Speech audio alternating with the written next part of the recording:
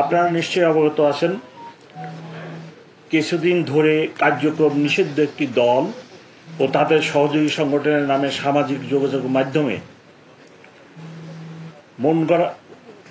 যোগাযোগ মাধ্যমে মাধ্যম ব্যবহার করে বিভিন্ন অপপ্রচারের মাধ্যমে পরিকল্পিতভাবে দেশের আইনশৃঙ্খলা পরিস্থিতি অবনতির প্রচেষ্টা করছে, বিশেষ করে ঢাকা শহরের।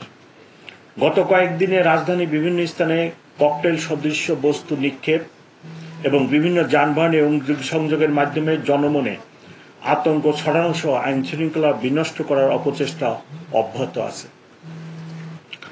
1 নভেম্বর থেকে 11 নভেম্বর পর্যন্ত 15টি ভিন্ন ভিন্ন স্থানে 17টি ককটেল বিস্ফোরণ ঘটানো হয়েছে এবং গত 2 দিনে 9টি যানবাহনে অগ্নিসংযোগের ঘটনা ঘটেছে।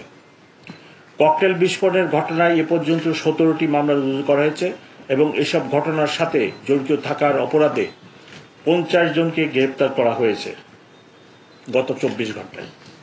প্রিয় সাংবাদিকবৃন্দ, আপনারা জানেন কার্যক্রম নিষিদ্ধ একটি দল ও সহযোগী সংগঠনের নেতাকর্মীরা আত্মগোপনে থেকে রাজনৈতিক কর্মকাণ্ড পরিচালনা করার অপচেষ্টা করছে। এরই অংশ হিসেবে রাজধানীর বিভিন্ন স্থানে ঝটিকা মিছিলের মাধ্যমে জনমনে আতঙ্ক সৃষ্টির চেষ্টা করছে। অক্টোবর থেকে এ পর্যন্ত 14টি ঝটিকা মিছিল করে তারা এবং স্বল্প স্থায়ী এসব মিছিলের ছবি সামাজিক যোগাযোগের মাধ্যমে ছড়িয়ে দিয়ে নিজেদের অস্তিত্ব জানান দেওয়ার চেষ্টা করছে।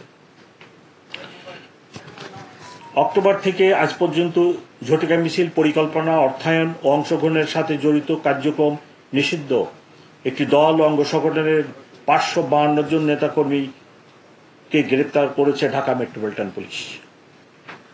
গ্রেপ্তারকৃতদের কাছে পাওয়া তথ্য এবং তাদের প্রাক পরিচয় যাচাইয়ে দেখা যায় তাদের অধিকাংশই রাজধানীর ঢাকার বাইরে থেকে আসা। অর্থের বিনিময়ে তারা ঢাকায় এসে ঝটিকা মিছিলে অংশগ্রহণ করে আবার ঢাকার বাইরে চলে যায়। গত কয়েকদিনে রাজধানীর বিভিন্ন স্থানে ককটেল বিস্ফোরণের সিসিটিভি ফুটেজ বিশ্লেষণ করলে দেখা যায় হেলমেট ও মাস্ক পরে তারা ভোরবেলা বা দিনের ব্যস্ত সময়ে টার্গেটকৃত স্থানে ককটেল বিস্ফোরণ করে দ্রুত ঘটনাস্থল ত্যাগ করে। অনেক ক্ষেত্রে তারা এসব কাজে অপ্রাপ্ত বয়স্কদেরও ব্যবহার করছে। উপস্থিত প্রিয় সাংবাদিকবৃন্দ, আপনাদের মাধ্যমে সম্মানিত নগরবাসীর নিকট সুনির্বন্ধ অনুরোধ কোনো অবস্থাতেই যেন অপরিচিত কোনো লোককে আশ্রয় প্রদান না করেন। ম্যাচ, হোটেল, গেস্ট হাউসে জাতীয় পরিচয়পত্র দেখে বর্ডার উঠানোর জন্য সংশ্লিষ্টদের অনুরোধ করছি। এছাড়া আপনাদের নিজ নামীয় মোটরসাইকেল বা যানবাহন অন্য কাউকে ব্যবহারের জন্য বা ভাড়া প্রদান করার আগে কোনো দুর্বৃত্তের হাতে চলে যাচ্ছে কিনা দৃষ্টি রাখবেন। আপনার এলাকায় কোনো আগন্তুককে দেখলে বা সন্দেহজনকভাবে ঘোরাফেরা করতে দেখলে তা দ্রুত নিকটস্থ থানায় অথবা 999 অবহিত করার জন্য অনুরোধ করছি।